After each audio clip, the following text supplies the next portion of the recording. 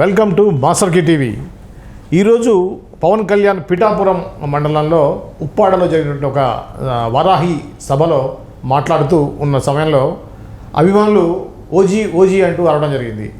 So సినిమాలకు సంబంధించినటువంటి ఆసక్తికరమైనటువంటి వ్యాఖ్యలు చేశారు శ్రీ పవన్ కళ్యాణ్ గారు.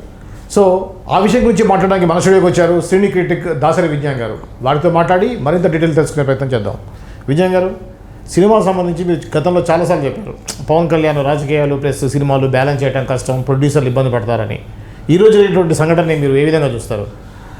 ఏ విధంగా చూస్తారని నేను గతంలో చెప్పానా ఇదే జరుగుద్ది అని నేను మీ ముందే చెప్పాను. అవును, వద్దు బాబు, పాప మా వంగ గీతమ్మ ఆయనకు ఓటేస్తే మీ దగ్గరికి రాడు, మీరు ఆయన తలుపు కొట్టడానికి మీరు వెళ్ళలేరు, స్థానిక నాయకులను గెలిపించుకోండి మీకు బాగుంటుంది అంటే ఏదో మోజుబడి పెద్ద స్టారు అని చెప్పి ఓటేసి గెలిపించారు. ఆయనకు కూడా ఏదో కట్టబెట్టారు ఓ పోస్టు, బాగానే ఉంది. నెక్స్ట్ ఆ తర్వాత మీ పిఠాపురంకి వస్తాడు, అది చేస్తాడు ఇది చేస్తాడు అని చెప్పేసి మా హామీలు ఇచ్చుకున్నాడు. వెంటనే ఆయన ఏం చేశాడు, ఫస్ట్ సినిమాలు చెయ్యాలి కదా, నువ్వు గెలిచిన వెంటనే వాళ్ళేక పడతారు మీద, అందుకని చెప్పి మాలేసేసాడు, వారాహి మాల అని చెప్పేసి. కొన్ని మన మనస్ఫూర్తిగా వేసుకున్నావా, చెప్పులు వేసుకొని తిరుగుతున్నాం. ఏ మాలలో చెప్పులు వేసుకొని తిరుగుతారండి? ఏ మాలలో తిరుగుతారు ఏమో, మరి ఈ మాలలో తిరగొచ్చేమో నాకు తెలియదు. ఇది ఒక అద్భుతమైన మాల, దీనికి అన్ని మినహాయింపులే, నాన్ వెజ్ కూడా తినొచ్చి మాల వేసుకొని, దీక్షే.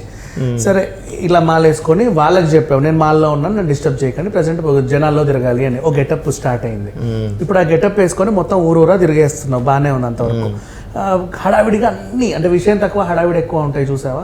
ఫస్ట్ హడావిడిగా మొత్తం తిరిగేశాడు అనుకో, రాజమండ్రి పిఠాపురం కాకినాడ అన్ని A to Z తిరిగిన తర్వాత అమ్మాయి ఆయన వచ్చిండు, మాట నిలబెట్టుకున్నాడు, ఎలక్షన్కి అయిన వెంటనే వచ్చేసాడు మా ఇంటికి అని చెప్పేసి వాళ్ళు అనుకుంటారు.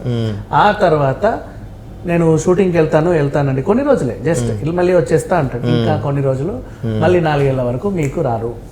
నేను అది ఖచ్చితంగా చెప్తున్నా. ఇదంతా హడావిడి, జస్ట్ జనాల్లోకి వెళ్ళడానికి ఉన్న హడావిడి. ఇమీడియట్గా ఆయన యాక్షన్లోకి వచ్చాడు అనే పేరు కోసమే, అంతే తప్పితే ఇంకేమీ లేదు. ఇప్పుడు ఆయన సినిమాలు చేసుకుంటాడు, ఖచ్చితంగా చెయ్యాలి, ఎందుకంటే అక్కడ ఇచ్చుకున్నాడు మాట. అండ్ నెక్స్ట్ నువ్వు మంత్రి పదవిలో ఉండి నువ్వు సినిమాలు చేయాలి అంటే ఒక పర్మిషన్ తీసుకోవాలి, తెలుసు కదా ఈయనకి. అది ఆయనకు తెలుసో లేదో తెలియదు, తీసుకోవాలి. అండ్ కొన్ని షరతులతో కూడినటువంటి కొన్ని ఉంటాయి. ఇలా అయితే రోజా మంత్రి పదవి రాగానే జబర్దస్త్ మానేసిందో ఉంటాయి. ఎంపీ ఎమ్మెల్యేగా ఉన్నప్పుడు ఎన్ని తైతక్కలను ఆడుకో, కానీ not only minister, your deputy CM. నీ కింద 34 శాఖలు ఉన్నాయి. ఏవో ఈ నుంచి ఈ కొస నుంచి ఆ కొస దాకా శాఖలే కదా, అన్ని ఇచ్చేసారు. పర్యావరణము, వ్యవసాయము, ఇంకేవేవేవో, అటవీ శాఖ, వాట్ ఎవర్, ఏది ఖాళీగా ఉంటే అవన్నీ నీకు ఇచ్చేసారు. బాగానే ఉంది, అంతవరకు సంతోషం. అవన్నిటిని నువ్వు ఉద్ధరించాలంటే నువ్వు వారంలో నీకున్న ఈ 5 శాఖలు నీ పిఠాపురంకి ఒక రోజు వెళ్తూ మిగతా ఒక్కొక్క శాఖకు ఒక్కొక్క రోజు పనిచేసినా సరే నీ వారం అయిపోయింది కదా. మరి ఇంకెప్పుడు చేస్తావు నువ్వు సినిమాలు? అది ఓటేసిన వీళ్ళకు ఉండాలి. పిఠాపురం నిజంగా చెప్తున్నా, వాళ్ళ జీవితంలో ఇప్పటి వరకు కూడా అసలు సరిదిద్దుకోలేని తప్పు చేశారు, కర్మకు అనుభవిస్తారు, అంతే. అంతమించి ఇంకేం చేయలేం. ఓ బండిలు వెనకాల వేసుకొని తిరగడం కాదు, పిఠాపురం ఎమ్మెల్యే తాలూకా అని. ఎవడో ఎక్కడో ఉంటాడు, ఏ గిటాపురంలో ఉంటాడు, వాడు కూడా పిఠాపురం ఎమ్మెల్యే తాలూకే. మరి ఇంతమంది ఆ తాలూకాకి సంబంధించి అంటే ఎన్నోట్లు ఉండాలో మరి అక్కడ. ఈరోజు ఉప్పాడలో జరిగినటువంటి ఏదో బహిరంగ సభ ఉందో, దాంట్లో ఒక వ్యక్తి చాలా మంది మనకి ఇప్పుడు సినిమా క్యాజీ అంటారు.